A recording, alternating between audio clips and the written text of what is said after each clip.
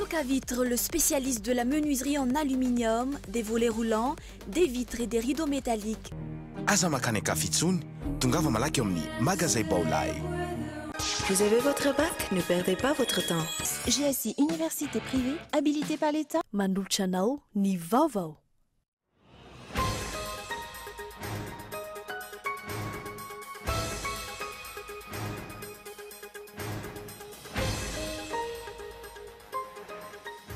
Noarana vovoka mandajan-dranomaso ireo mpiasan'ny trésor teny Antaninarenina vototosi ny famindrapahefana teo amin'ny tale général ny trésor.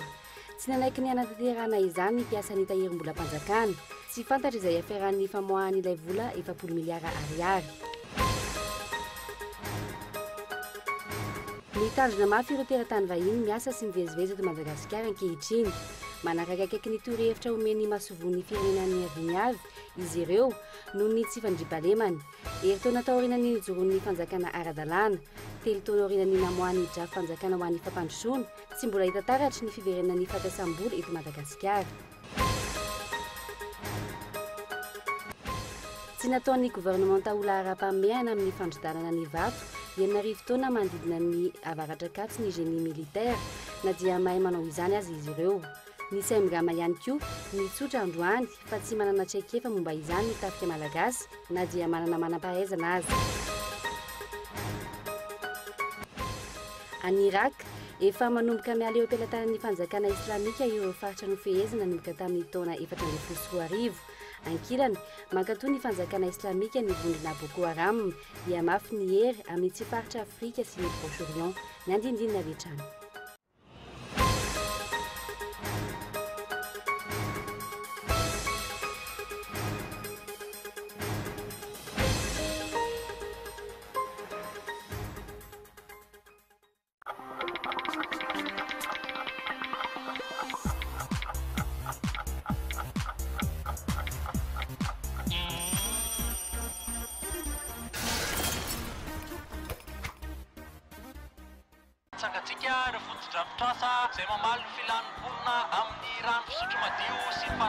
Toky fitaka fa ny atao no hita. Manantena ny fandraisana tanana manokana ny sehitry ny rano sy ny fanadiovana ny isam-batan'olona.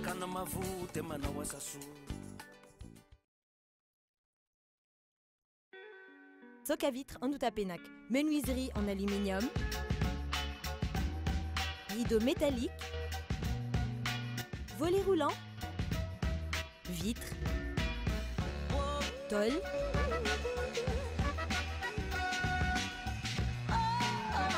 Socavitre en Outapenac, 020 22 682 28, 033 11 256 63, Socavitre en Outapenac. Très sincèrement à votre service.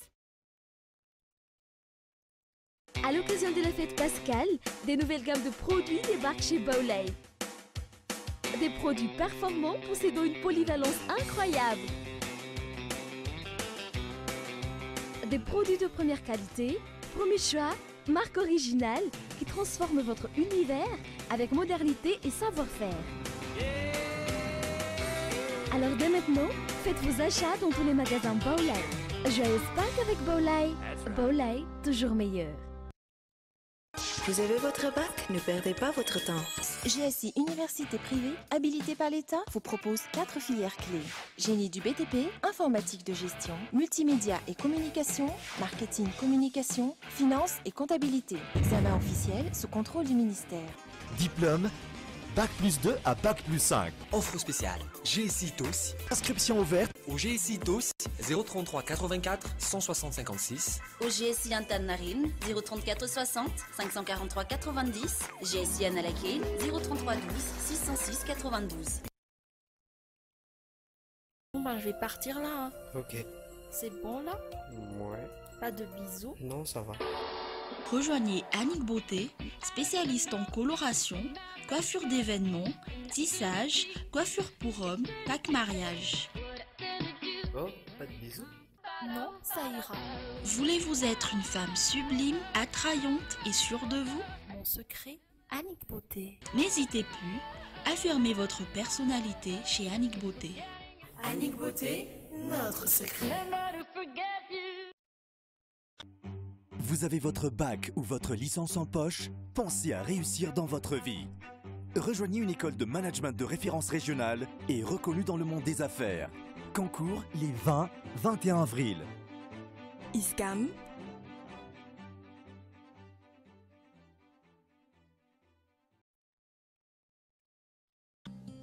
Ny azo ny vanikolaka, ny taninandrino ny tsara. Ny orinasa Madagascar Evolution Immobilier dia vonona ny mefafapoanao izay mikasa hividy tany. Fitsidiana maimaimpoana, mampandrisaina anao amin'ny fikarakarana ny taratasy rehetra. Koa raha mila fanazavana fanampiny ianao dia antsoy azy ny laharana 033 21 099 06 na ry 034 14 099 06 22 566 54. Madagascar Évolution Immobilier, un avenir sûr, investir, bâtir pour le futur. L'EFMED, c'est toute une gamme de produits d'ameublement d'une standing super classe, bien pour tous. Pour ma nouvelle maison, ce canapé est vraiment idéal pour me relaxer le week-end. Waouh! C'est tout à fait mon goût. Non seulement c'est décoratif, en plus, je vais pouvoir préparer mes petits déjeuners pour toute ma famille.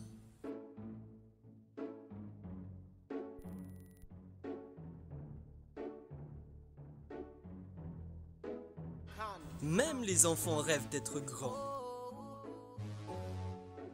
L'EFMED, à nous ça.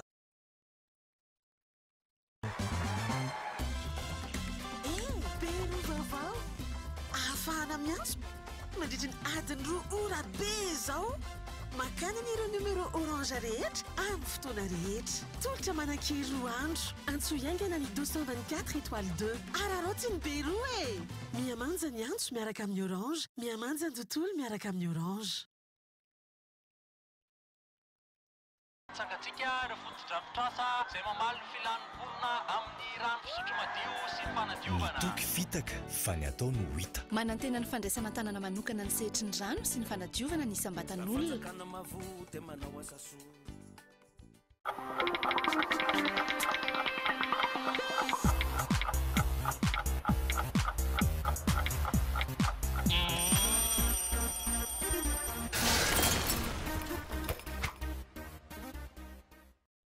Miaraba tomboky lasy tomboky vavy tonga sao tanatin'ny fampahalamba vao ny fahitalavitra Kolo TV manasanao ary anaraka izany hatramin'ny farany raharaha fahalohana ny tale jeneraly ny tahirim-bolam-panjakana nanao fanambarany ny mpiasa n'ity sapatra ara-panjakana ity izay mivaky toy izao. Ho toy ny zavantranga androany zoma 13 martsa 2024 teo anivo ny ministera ny fitantanam-bola sy ny teti-bola ny solotena ny mpiasa eo anivo ny tahirim-bolam-panjakana dia voalohany manameloka tanteraka ny fietsika feno herisetra natao tamin'ny mpiasa izay nisakana ny tale jeneraly Robemanana Orlando mba tsy hanatanteraka ny famindram-pahefana ny fampirorona sy ny fandeha-metsaina amin'izao fotoana izao izay atao amin'ny mpiasa mba hanajononana ny tolony. Faharoa manainga izay rehetra manohitra ny gaboraraka mba hanoana ny hetsika olon-tsotra fikambanana ny fianakaviam-be iraisam-pirenena ny mpamatsy vola iraisam-pirenena sy ny sisa. Fahatelo mankahery ny mpiara-miasa rehetra ny amin'ny faritra amin'ny firaisan-sakina marina etona fa ny hetsika rehetra tanterahina dia natao sy mbola atao ampilaminana. Ny tolona dia mbola mitohy hatrany mandrapivery ny tale jeneraly Robemanana Orlando amin'ny toerany manosy ity fanambarana ity moa ny tompon'andraikitra maro amin'ny sampandraharaha ny tahirim-bolam-panjakana. Fa reverenantsika kosa ny zavantrangana tamin'ny tian'io ity tsy mbola mivany olana ka mahatonga ny fitokoana ny mpiasa ny tahirim-bolam-panjakana dia totosa androany azy ny fifamindram-pahefana teo amin'ny tale jeneraly ny tahirim-bolam-panjakana teo aloha Robemanana Orlando sy ny tale jeneraly vaovao feno Pierre Jean 5 tao anatin'ny sakorika no nantanterahana izany nanaiky ny famindram-pahefana i Orlando Robemanana dia nandamafy hatramin'ny farany azy ny mpiasa ny tahirim-bolam-panjakana raikitra ihany koa ny fandefasana vovoka mandatsa-dranomaso teny antoerana mitatitra ny mikasika izay Zora Kotondriny. Libérez la DGT, cassation, si ok. Libérez la DGT, cassation, si ok. tsy nanaiky hatramin'ny farany fifamindrapa-efana teo amin'ny tale jeneraly teo aloha Orlando Robomanana sy ny tale jeneraly vaovao Feno Pierre ny piasan'ny tahirim-bolam-panjakana androany. Taoriany fivoriana vao maraina notanteran'izy ireo tao amin'ny tahirim-bolam-panjakana ny azon'ny ministera ny fitantanam-bola sy ny teti-bola izay nanantanterana ny fifamindrapa-efana ny piasan'ny trésor tety ivelan'ny ministera dia efa nosakanan'izy ireo ny fiarany mitondra ny tale jeneraly teo aloha Orlando Robomanana. Nanambarany any tanteraka izay fifamindrapa-efana izay ny tenany saingy ny lavin'ny piasa anjatony maro tonga teny an-toerana. Niditra ny sehatra ny mpitandron'ny filaminana raha nambaran'izy ireo ny tale jeneraly no nampiantso azy. Hitondra azy anao sy ny ilay fifamindrapa-efana no antondiany tety. Tsy nanaiky izany anefa ny piasa ka tonga hatramin'ny fanaparitana ny entona mandatsa-dranomaso. Raikitra ny sakory ka rehefa nentin'ny mpitandron'ny filaminana ankeriny niakatra ny azo ny efitrano fivoriany ity tale jeneraly teo aloha ity. Tao anatin'ny hazakazaka tanteraka no nantanterana ny fanaovan-tsiny. Nanambara ny tale jeneraly teo aloha fa manaja ny ara-dalàna ny tenany ka nahatonga azy nanaiky izao fanalana azy amin'ny toeran'izao. Fa conseil des ministres nanendra ny tale jeneraly ny tahirim-bolam-panjakana malagasy ary conseil des ministres no manala ay manolo toerana. Dia tsotra ny ataoko hoe soatoavana efa nivoizina hatramin'izay teto amin'ny tahirim-bolam-panjakana malagasy ary ny tenako manokana dia manaja tanteraka foana natao hoe ara-dalàna sy ny soatoavana republikanina toy izany.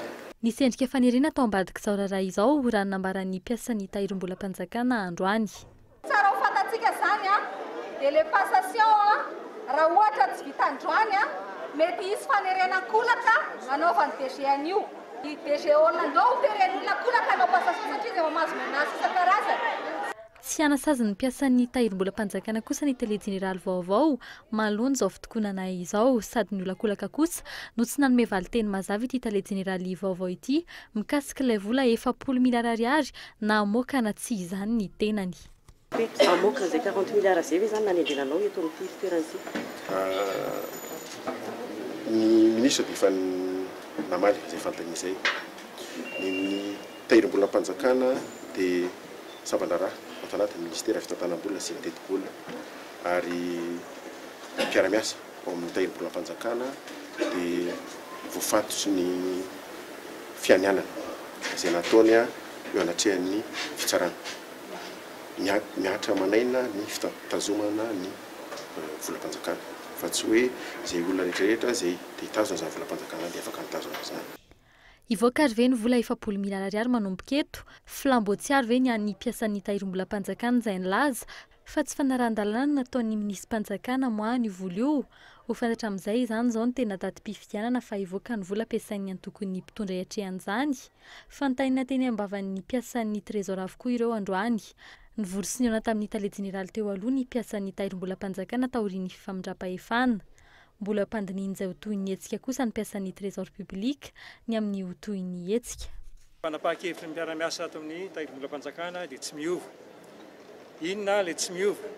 Mitaky hatrany ny famerenana an'Andriamatoa Orlando Robomanana ho tale jeneraly ny trésor amin'ny fomba ara-dalàna.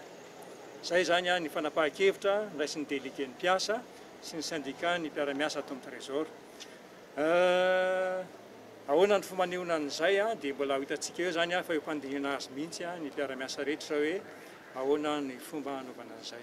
Mbola manalasala kosa ny sokafan'ny tahirim-bolam-panjakana malalaka amin'ny alatsinainy ho avy izao raha ny zava-misy ankehitriny mbola ifampiresaka amin'ny piasan'ny tahirim-bolam-panjakana ny tale jeneraly vaovao raha nambarany androany mikasika ny fikarakarany ny fandoavana ny karaman'ny piatsa-panjakana sy ny fisotrondronono. Tantara mitohy. Fiemorana ho an'ny firenena malagasy sy ny fanesorana ny talen'ny tahirim-bolam-panjakana na Robomanana Orlando raha ny fanazavany ny filohan'ny antoko malagasy miara-miainga nandritry ny fiona tamin'ny mpanao gazety izay nitotosain'ny vondrona politika Ady Miarady tetsy amin'ny hôtel Carlton androany fitondram-panjakana hafahafa no nilazan'izy ireo ny fanjakana mijoro-ankehitriny lazain'izy ireo tamin'izany ihany koa ny amin'ny hoe manomevana ny mpangalatra sy ny mpanodikodina volam-panjakana ny fanapahan-kevitra izay noraisina fanampanazavana. Ary ny hoe fanalana ny directeur général ny trésor mazava ho azy fa eto amintsika zany tsy mahazo misy miteny intsony zay le didy zany nanresanay teo mpangalatra avela angalatra, mpamon'olona avela mamon'olona, fa raha tanty ianao a tonga ka hiteny hoe ry misy mpangalatra dia mety ianao indray higiatra. Zavatra manahirana zany, fiemorana zany eto amin'ny firenena. Fa raha ny rariny sy nihitsiny dia raha nisy tena fanjakana teto dia izay mitetitetika nangalatra ny volam-panjakana dia tokony mba nandray andraikiny ny ministeran'ny fitsarana hoe iny zany hevitro zany. Eo amin'ny lafiny sosialy kosa indray kanefa miendrika politika ihany koa no foanana ny alalana nomena ny vondrona politika dimy miarady antanteraka tolotana na teleton anampiana ny mpiray-tanindrazana Trabona any amin'ny faritany ny Toliara sy Mahajanga amin'ity farany herinandro ity. Fidinan'izay efa nahazona alalana avy amin'ny mpitondra any amin'ireo toerana ireo. Baiko avy amin'ny fitondrana fohibe no nanafoanana izany raha ny fanazavana no men'ireo tompon'andraikitra any amin'ny toerana ireo. Midika ho fanliana ny samy malagasy izany fanapa-kevitra izany raha ny fanambarana izay notanteran'izy ireo androany nandritry ny fiona tamin'ny mpanao gazety tetsy amin'ny Carleton io ariva io hatrany arak'izany tsy afaka mantanteraka io fanampiana ny mpiarabelona nokasain'izy ireo atao io ireo avy amin'ny vondrona politika dimy miarady fanampanazavana. Manameloka an-tanteraka ny tsy fanajany fanjakana misy ankehitriny ny soatoavina malagasy sy ny fanjakana tsara tantana ka miroso any amin'ny didijadona. Faharoa, maneho etony ny fialan-tsiny ary koa ny fiarahamonina alahelo amin'ireo fianakaviana nanantena izany fanampiana izany.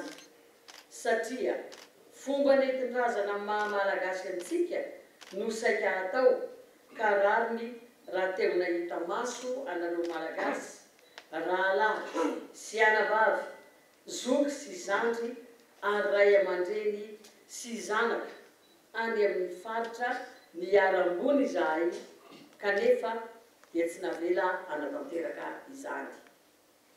Manainga sy miantso ny malagasy rehetra tsy akanavaka, tsy hokivy ary tsy andraraka ilombiandoha ka ahery fo fa mbola ho avy tsy ho ela ny andro miratra sy ny mazava iarana ampandroso ny firenena.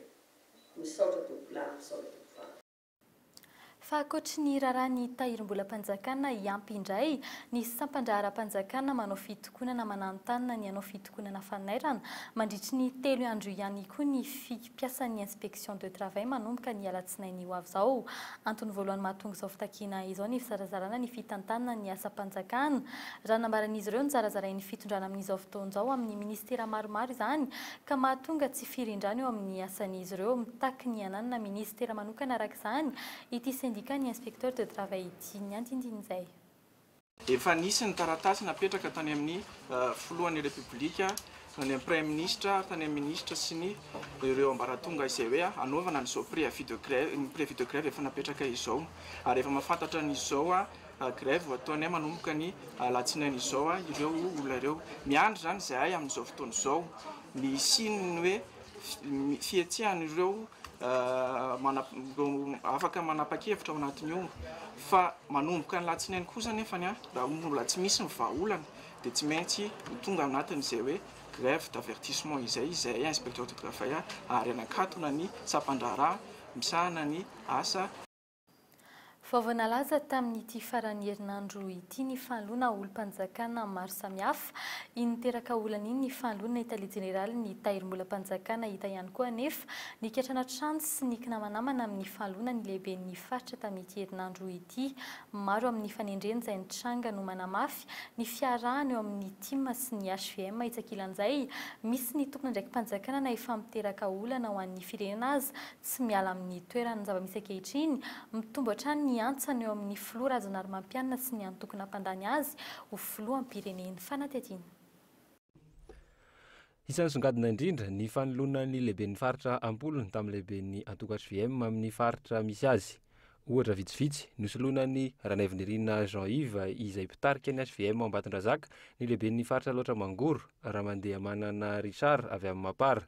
Any Mahatsaitra ambony kosa notendrenao lehibe ny faritra irina andriamandavy 7 izay avy tanora tim niaraka tamin'ny ravalomanana marika teo aloha ary ankehitriny dia lasa olona akaikin'ny HVM.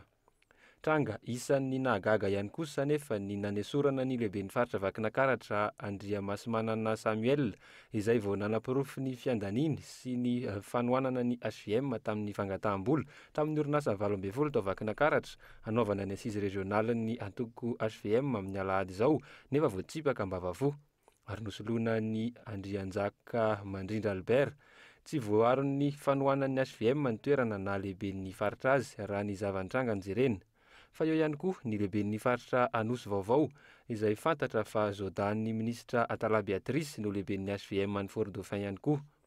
Ho an'ny faritra Androy manokana ohatra na tonga fitarainana ny mponina sy ireo tompona ndraikim-panjakana any an-toerana noho ny fanaparam-pahefany ny lehibe ny faritra any an-toerana nefa mbola voatazona eo amin'izany toerana izany ny tenany.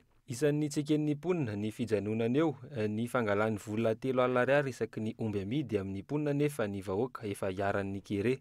Ampahany ihany ireo ankoatran'ireo isan'ny mampimenimenina ny teknisianina inanivon'ny ministera samihafa ny fanoloana tompona andraikitra miandry toromarika avy amin'ireo olona malaza fa akaikin'ny filoham-pirenena vitsivitsy vao azo atao. Voatonontonina hatrany ny anaran'ny Henri Rabarinjaka sy Rivo Rakotovao ho mitana ny lakilen'ny fanapa-kevitra rehetra eto amin'ny firenena ary tafiditra ao anatin'ny listr'ireo olona vitsivitsy izay tsy azo tohitohinina amin'ny fitondrana ankehitriny. Isan'ny anarana lasa nalaza ny an'ny ministra Rivo Rakotovao izay saika miverimberina hatrany ary voapanga ho isan'ny rangory fototry ny afo tsy mahafaly ny sampandraram-panjakana maromaro. Ireo olona vitsivitsy ireo no fantatra fa manome ny baiko sy ny toromarika samihafa izay voalaza fa avy amin'ny filoham-pirenena ary tsy maintsy atao. Toy ny manamafy ny resaka hakitrano an-trano sy ny kinamanamana izay efa nitoetra hatramin'ny fanendrena ny governemanta farany teo ny zava-misy ankehitriny. Manana safidy ny filoham-pirenena ankehitriny hoy ny mpandalina tantara no sady efa ministry ny folo alin-dahy teo aloha ihany koa. Satria tadidio tsara fa ny ministrim-panjakana Rivo Rakotovao dia folohan'ny antoko HVM. Mazava ho azy fa tena tanana kavana ny filoham-pirenena. Ary io raha misy manotohina an'io na manakatsakana an'io ny filoham-pirenena tsy maintsy aorinana na miteny izy na tsy miteny. Matoy io ministra io manary fanapahan-kevitra amin'ny tranga misy amin'izao fotoan'izao filoham-pirenena tsy maintsy aorinana. Misy safidy tsy maintsy mipetraka. Aleo via manala an'io tale generaly ny tahirim-bolam-panjakana io dia mikorontana ambony ambany ny firenena. Sa mety hoe manala ministra ao amin'ny gouvernemanta izay loharanony disadisa. Fanontaniana apetraky ny olom-pirenena tsotra maro ny hoe ireo olona rehetra na ireo sampandraraha rehetra mitokona sy maneho ny tsy fahafaliany momba ny fihetsika ity ministrim-panjakana ity ve no manao tsy mety na mitokotokona foana amin'ny tsy antony toy ny fananatany, ny trésor, ny ademasy ny sisa hatramin'ny mpanao gazety ireny rehetra ireny ve no olana no omen'ny filoham-pirenena rariny hatrany ny ministra Rivo Rakotovao hatramin'ny androany. Sa matahotra ny ministra Rakotovao noho ny antony tsy fantatra ny filohan'ny repoblika. Fanontaniana averimberin'ny mpanara-baovao ireo ankehitriny. Ivadika eo amin'ny pejin'ny toe-karena kosa indray isika heritaona taoriny nijoroan'ny fanjakana ara-dalàna 3 volana taoriny namoana ny drafi-panjakana ao amin'ny fampandrosoana tsy mbola hita taratra ny fiverenan'ny fampiasam-bola eto Madagasikara fanampiana ara-tsosialy sy vahaolana vonjimaika amin'ny olana andavanandron'ny mponina no mampavitrika ny vahiny hatreto. Misatra kosa ny fampiasam-bola misongadina amin'ny sehatra maro. Lesika eo amin'ny fandrafetana ny drafitra no fototra araka ny fanazavany mpahay toe-karena sady mpahay fiarahamonina iray. Fanadidiny Lili Rapiata. Mitandrina mafy ny vahiny eto Madagasikara ankehitriny fandriam-pahalemana no antony. Je tiens compte des conseils qu'on nous donne, de faire attention, ce qui est normal étant donné qu'il y a quand même beaucoup de difficultés économiques à Madagascar, donc je fais attention. Malheureusement, l'extrême pauvreté, la crise économique et les inondations. Non, je préfère que vous ne filmiez pas. Bon, ça fait 20 ans que j'y suis et que je me sens tout à fait en sécurité. Voilà.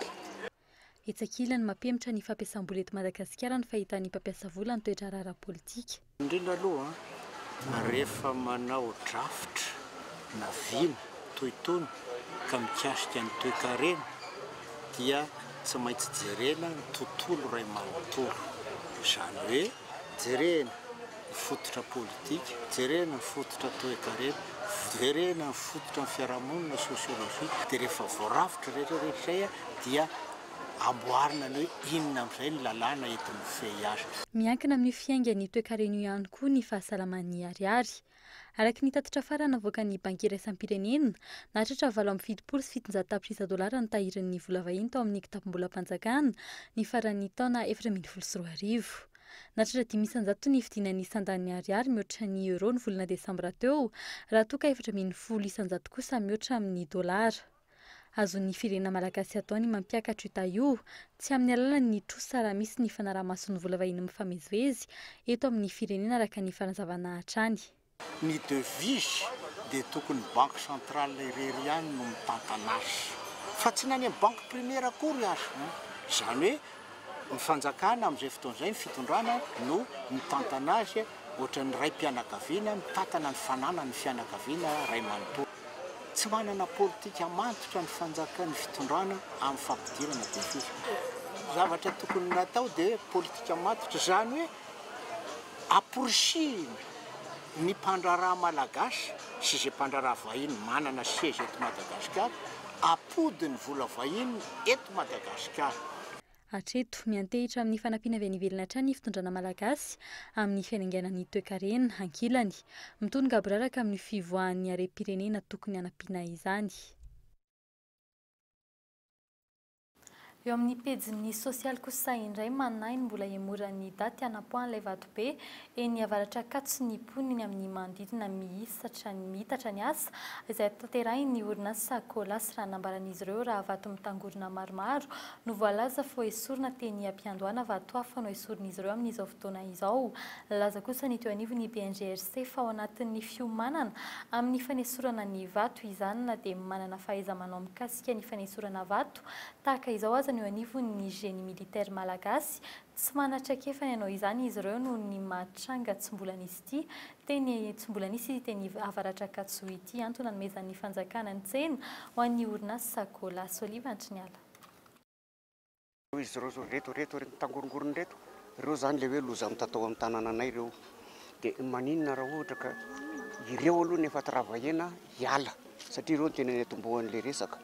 Tsy fantatra hoe atao namarina ireo Vatobe voalaza fa 9 taonina loza mandindona ny eny avaratra Ankatso. Raha ny vato efa nojerena hatramin'izay no nolazaina teo aloha fa loza mitatao azy ireo Vatobe hafa no kitian'ny Colas ankehitriny. Ireo mponina nefa efa maika ny hiverina ny atokantrano ireo avy.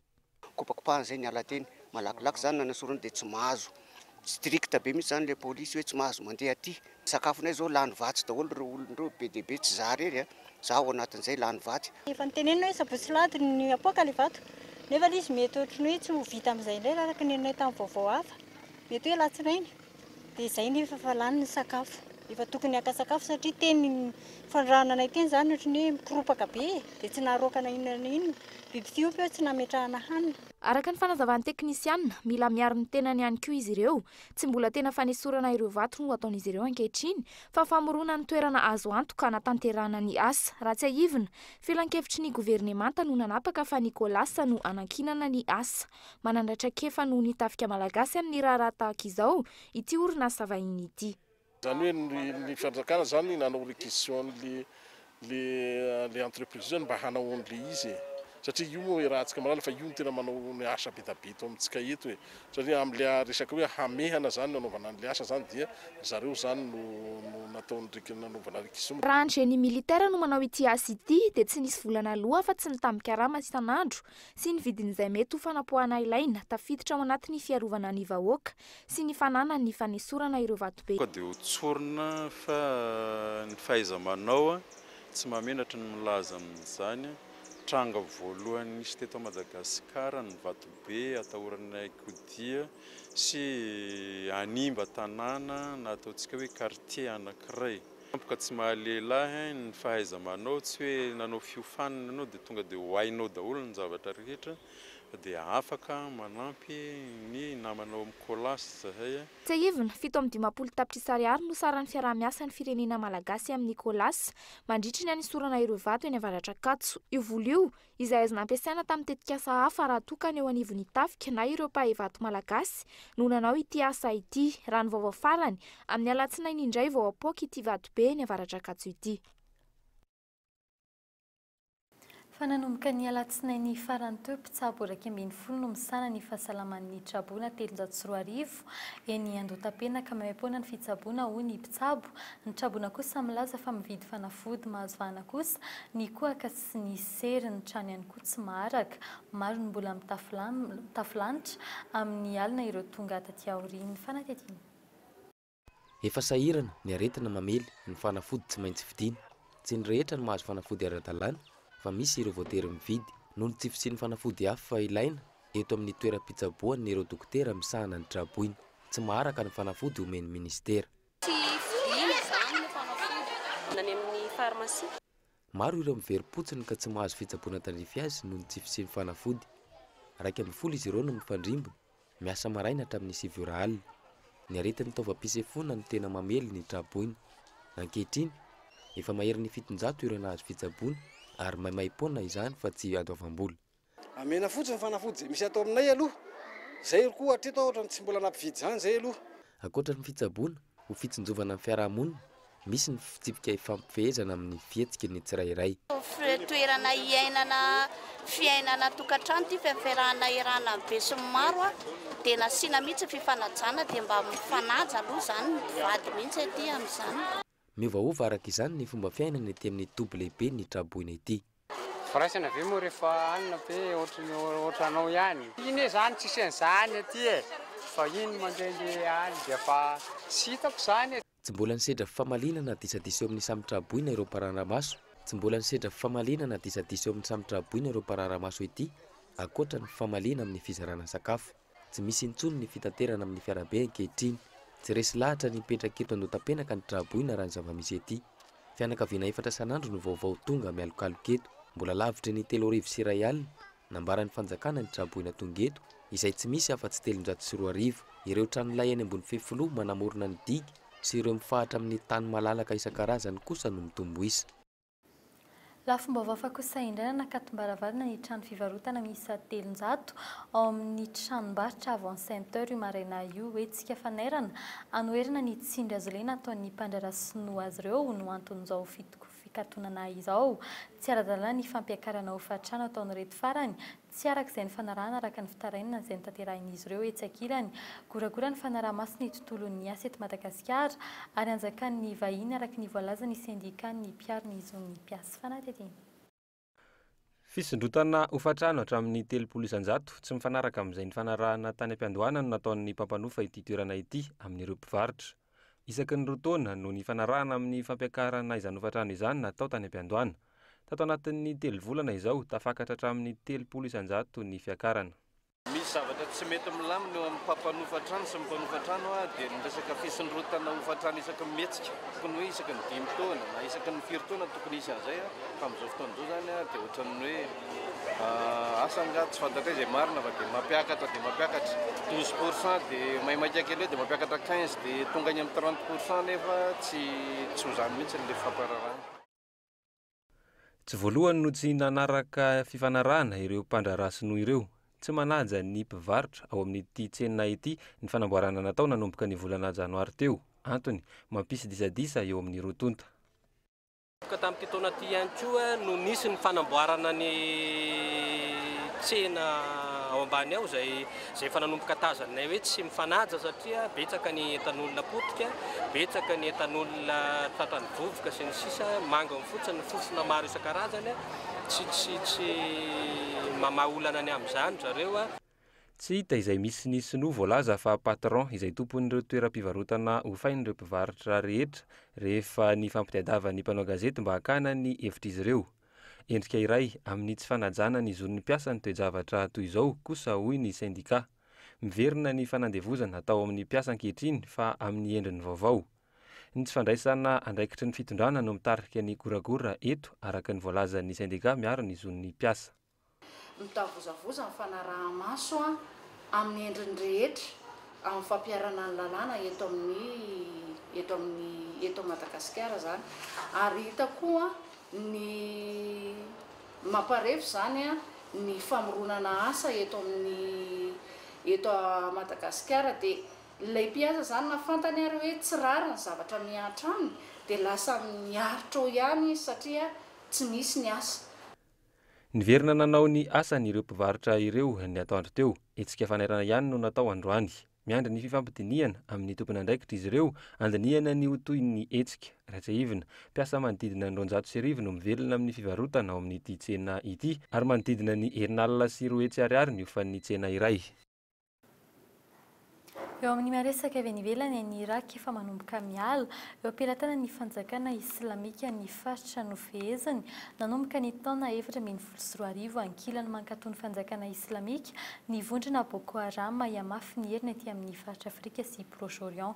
Fanadidina amin'ny sarin'ny France 24. Tafika irakianina 3 alina no miditra antsehatra amin'ny fanafanany Tikrit eo ambany fifehezan'ny fanjakana islamika kehitriny.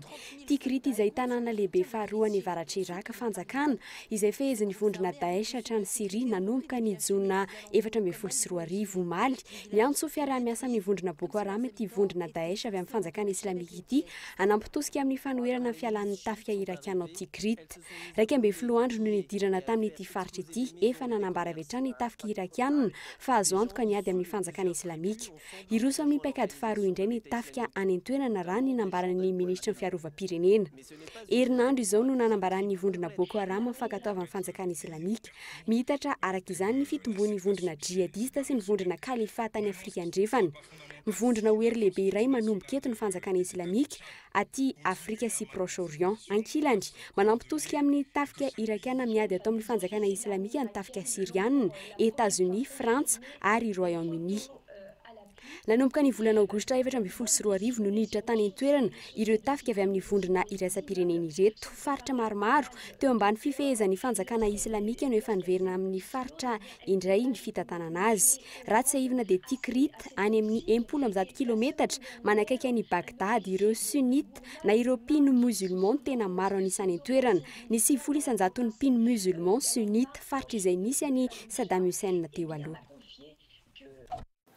Tosandroany fifamindra-pahefana teo amin'ny Italie Générale tahirim-bola-panjakana teo aloha Orlando Robman sy ny Italie Générale vaovao feno Pierre Jean 5 tao anatin'ny sakoroka nantanterahana izany.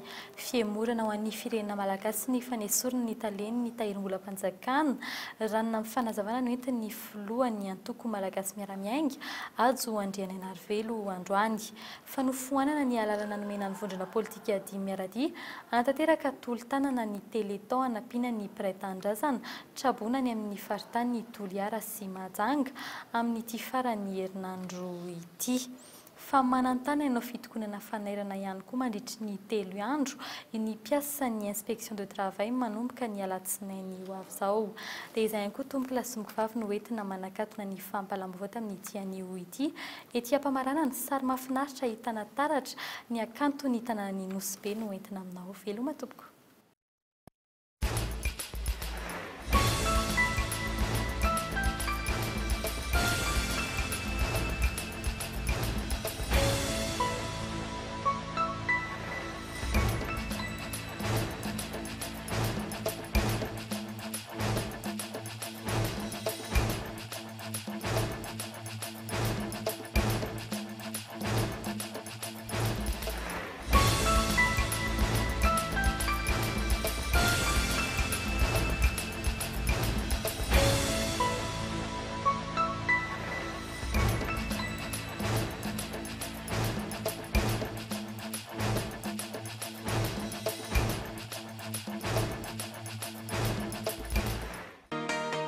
Vitre, le spécialiste de la menuiserie en aluminium, des volets roulants, des vitres et des rideaux métalliques. Aza makany Kafitsony, tongava malaky amin'ny magasin Baolay. Vous avez votre bac? Ne perdez pas votre temps. GSI Université privée, habilitée par l'État. Nanulchanoteu, ni vaovao.